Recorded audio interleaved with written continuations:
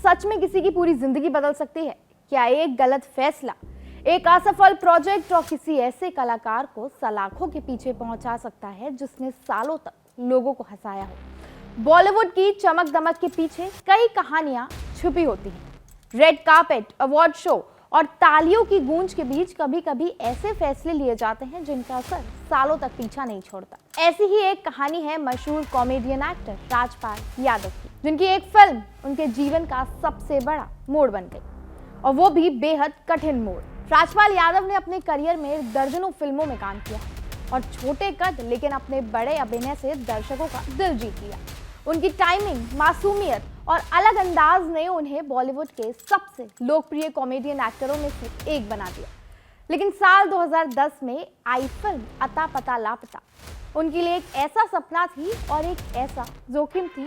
इस फिल्म में उन्होंने सिर्फ अभिनय नहीं किया बल्कि खुद फिल्म को डायरेक्ट भी किया। ये उनके करियर का महत्वाकांक्षी कदम था, एक कलाकार से आगे बढ़कर फिल्म मेकर बनने की कोशिश। बताया जाता है कि फिल्म का बजट लगभग 11 करोड़ रुपए था।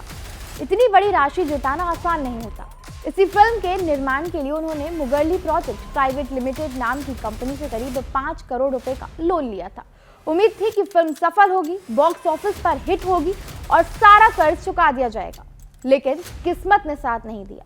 फिल्म रिलीज हुई और बॉक्स ऑफिस पर बुरी तरह फ्लॉप साबित हो गई। जहां करोड़ों की उम्मीद थी, वहां कमाई लाखों में ही सिमट गई। कमाए फिल्म ने 38 लाख रुपए मात्र।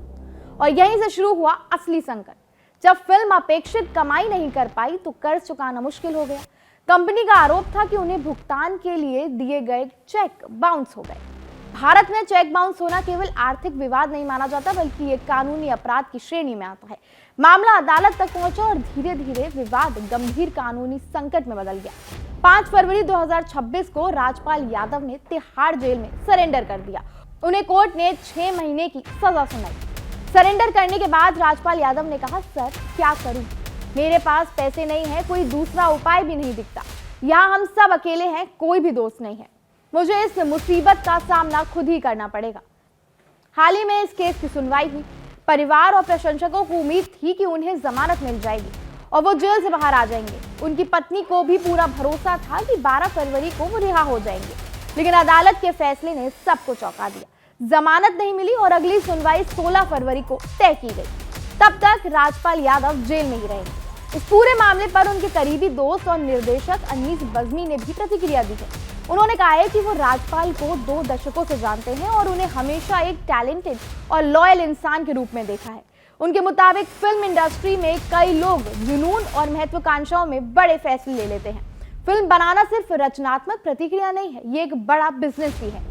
इसमें कानूनी शर्तें, कॉन्ट्रैक्ट, भुगतान स्केड्यूल और वित्तीय जिम्मेदारियां शामिल होती हैं। हर कलाकार इन बारीकियों को नहीं समझ पाता और कभी कभी अनुभव की कमी भारी पड़ जाती है।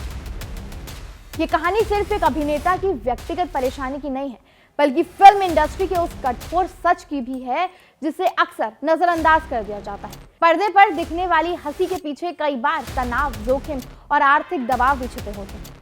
एक कलाकार जब निर्माता या निर्देशक बनने की कोशिश करता है तो वो सिर्फ अभिनय नहीं कर रहा होता, बल्कि वो करोड़ों के फैसले ले रहा होता है। और बिजनेस की दुनिया में एक गलत अनुमान बहुत महंगा पड़ सकता है। लेकिन अब सवाल यहाँ ये उठता है कि क्या जेल की सजा काट लेने के बाद कर्ज नहीं चुकाना पड़ेगा? क्या ये केस यहीं खत्म हो जाएगा? अगर इसको हम कानूनी भाषा में समझें तो जेल की सजा काटने से 9 करोड़ रुपए की देनदारी खत्म नहीं होगी।